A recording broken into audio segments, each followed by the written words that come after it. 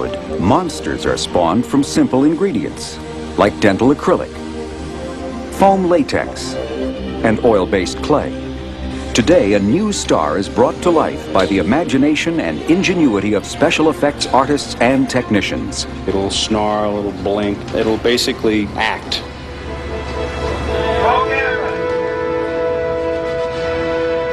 This is the star of Carnosaur, brought to the screen by the king of low-budget creature features, Roger Corman. Today, we'll get under this monster's skin and find out what makes him run. And we'll see how Hollywood's creature creators and puppeteers turn inanimate objects into living movie characters, so convincing they can jump right off the screen. It's the latest recipe for today's movie magic.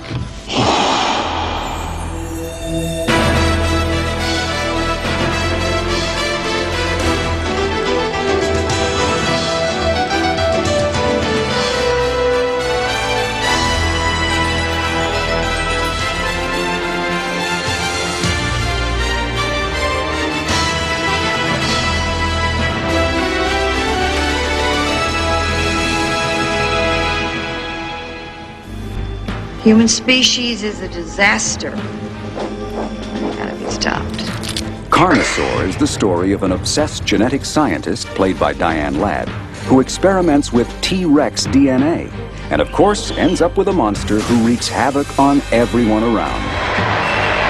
The movie is produced by Roger Corman, Hollywood's legendary creator of scary B-movies.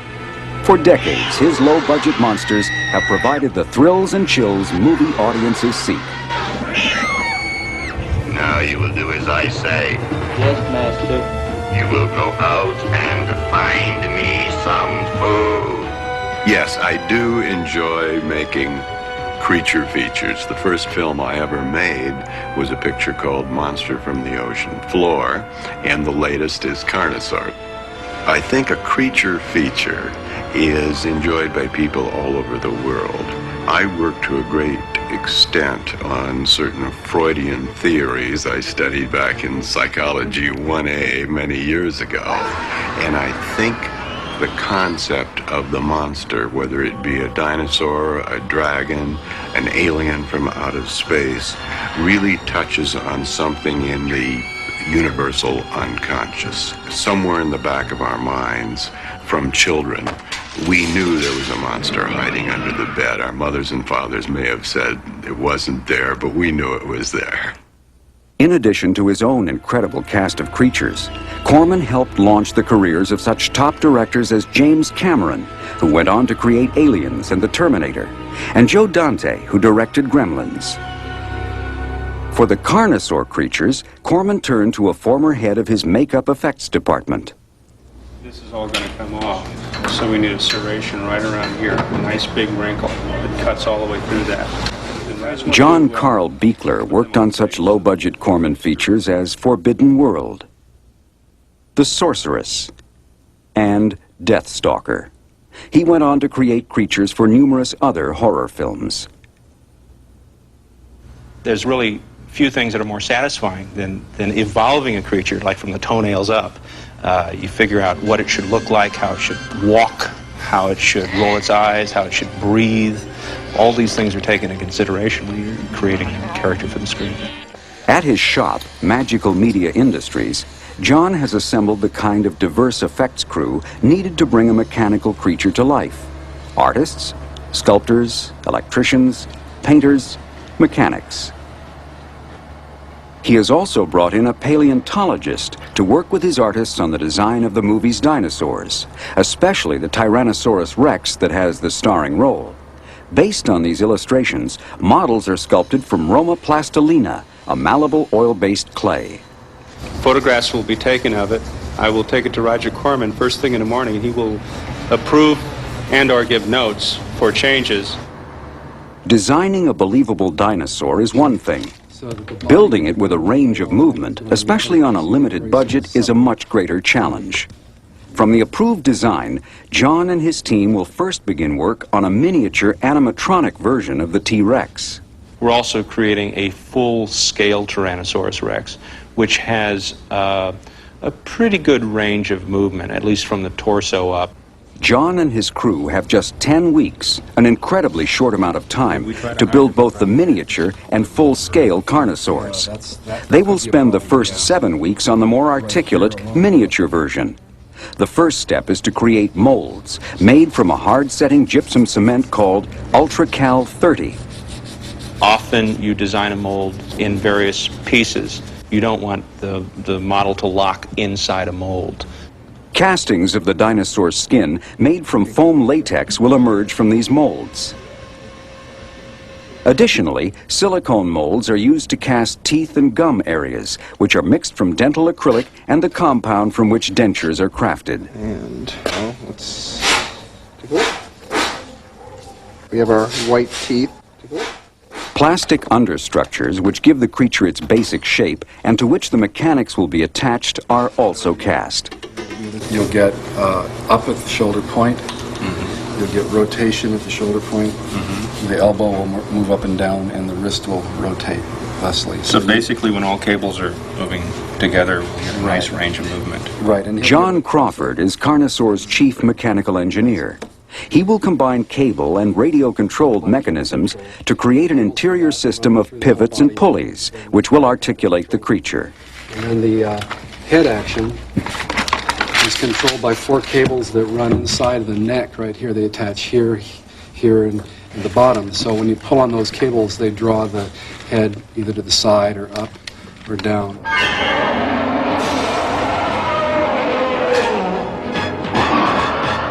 And then the same thing happens again in segments back as you go through the body. So we have the head being able to turn this way while the neck is turning this way. So you can get S curves in this kind of motion.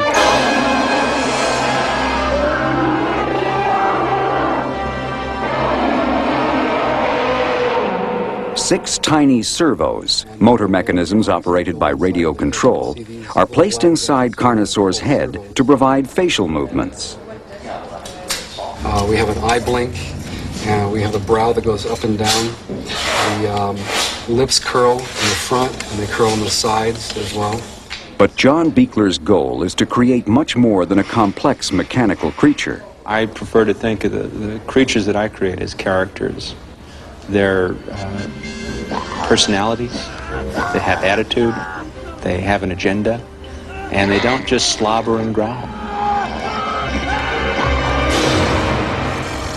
As for Carnosaur, he definitely has an attitude and an appetite to match.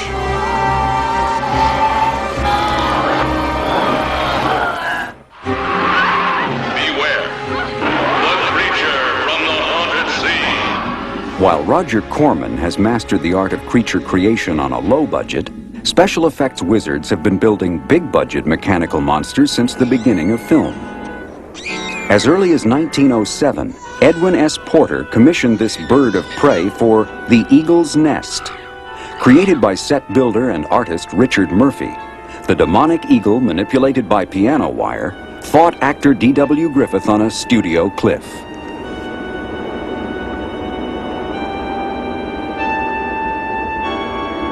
In 1925, art directors Otto Hunt and Carl Vollbrecht designed and built a 70-foot-long dragon for the Fritz Lang epic Siegfried. Operated by 17 technicians, some concealed inside the body, the dragon was able to move its tail and head, breathe fire, and when wounded by Siegfried's sword, even bleed.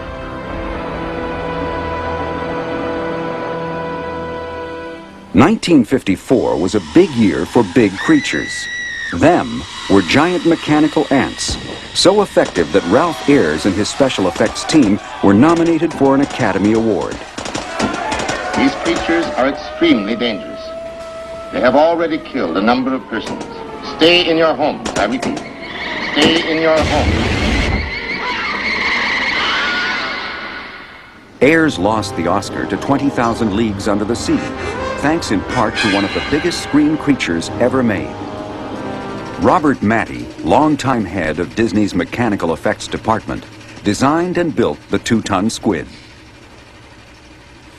It took 30 men to operate the 40-foot-long tentacles, with hydraulics, compressed air, and electronics. 20 years after 20,000 Leagues, Matty was called on to create one of the cinema's scariest sea creatures. The hydraulically controlled Jaws confirmed the timeless popularity of mechanical movie monsters. But no matter how well designed and built, a movie creature is finally brought to life by the skill of the puppeteer, or as is usually the case, a team of puppeteers. I worked on Aliens. I worked for Stan Winston at the time, and we had 14 people operating the Queen Alien.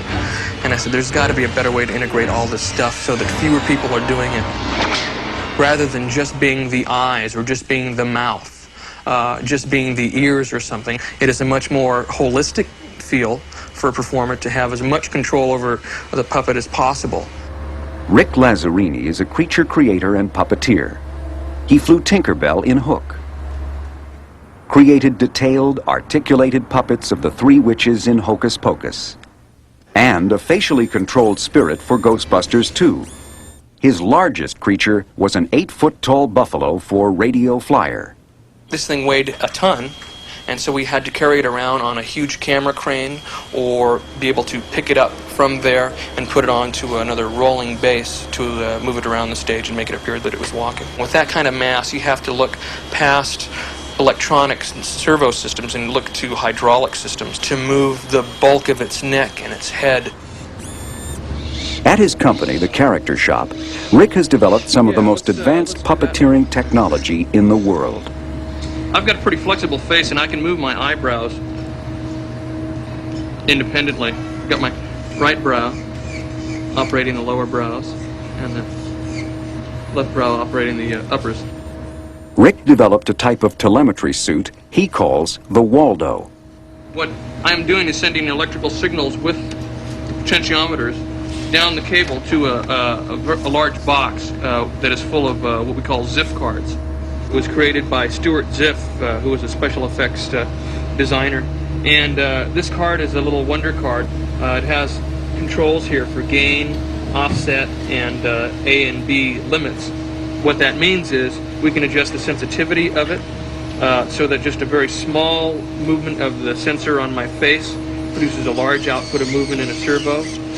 We can adjust the centering of that movement, and we can say, all right, well, it moves too much to the left and limit that, or it moves too much to the right and limit that. The control box contains a power supply and 30 Ziff cards, enabling the puppeteer to control up to 30 discrete movements.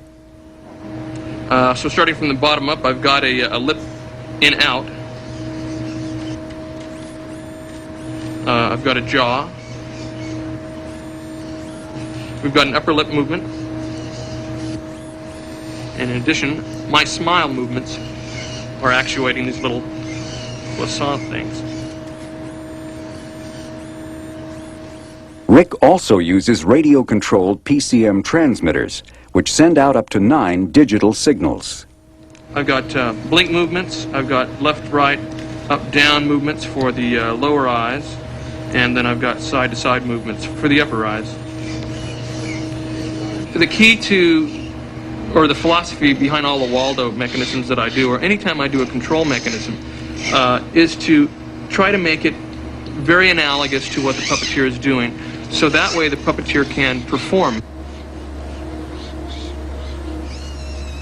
The puppeteer's performance is the final link in a chain that started with the creature creator's imagination and continued with the skilled work of artists and technicians.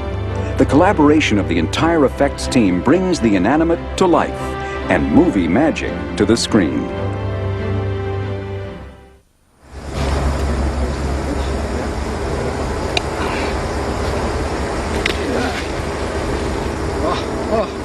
It works.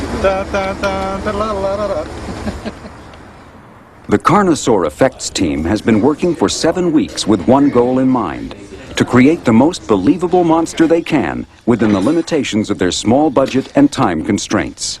The miniature version of the T-Rex is almost complete. We opted to build the majority of our controls on a backpack. Basically, you strap on a backpack, and we have levers that strap onto your own arms. And when you move your arms, the creature moves its arms. The backpack is similar in concept to the Waldo system, only simplified. Like the Waldo, however, it results in fewer puppeteers needed to operate the creature and better control of the actual movements. In addition to the puppeteer who wears the backpack, 3 other puppeteers will be required to operate the cable systems for the neck and legs, and the radio transmitter for the facial servos. With the 3rd scale miniature Carnosaur completed only 3 weeks before the start of principal photography, it's time to build the full-scale T-Rex. This version will be necessary for scenes in which the monster interacts on set with the human actors. Give you an idea of the scale, the size of this foot compared to the leg over there. It's 5 times the size of the miniature puppet. These patterns were taken directly off the puppet. John has decided not to construct the larger T-Rex using the standard mold and cast process. So he and technician Ken Hall researched new materials for this job.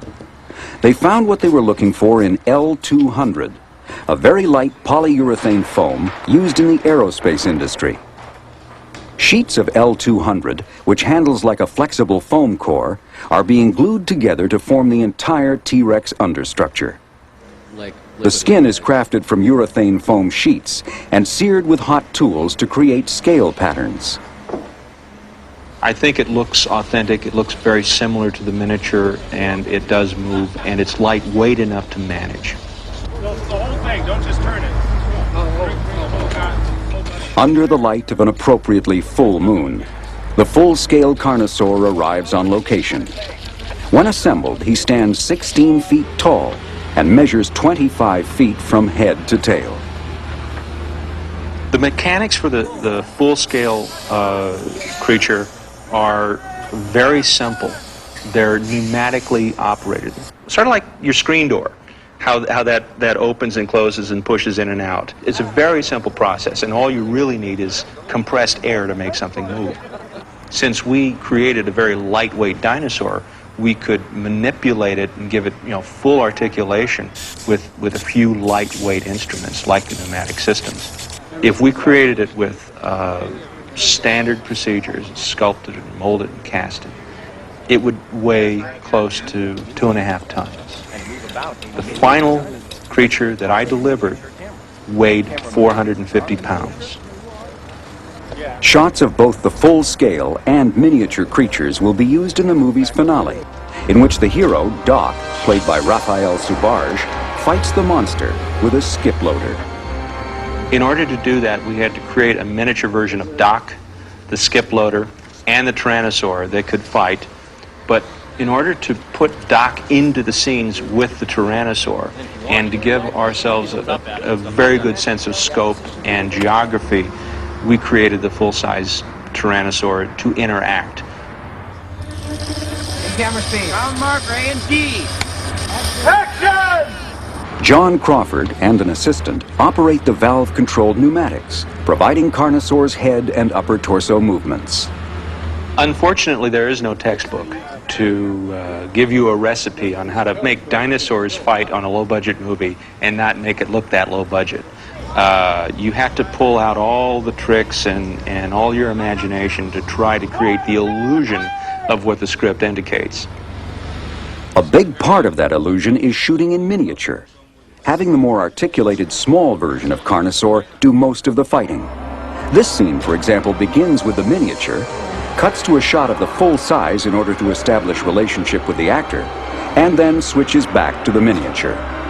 The biggest challenge is making the miniature and full-size Carnosaurs appear as one. There are certain things that you can do. I mean, the configuration is identical, the paint jobs are identical, but you may have a wrinkling system that's slightly different or a scale pattern that's slightly different. But the concept of the show was to be a horror film as opposed to a travelogue. And you're going to see these things darting out of shadows and leaping and biting. And I think with that approach, the difference between the full scale and the miniature is minimal. You really get back to the rudimentary elements of how filmmaking began. How can we create the illusion? We are not creating genetically engineered creatures. We are creating the illusion of a large dinosaur that can do these things. And in many ways, the challenge of a limited budget makes you function in a very creative way so that you can translate as much as you can into entertainment. They are born of the imagination and ingenuity of Hollywood's creature creators. Terrifying aliens, fearsome sea monsters, and them. In the beginning, these incredibly lifelike monsters were merely raw materials. But in the hands of skilled effects artists, technicians, and puppeteers, the inanimate is brought to life. I hate wildlife. At least until the end of the movie.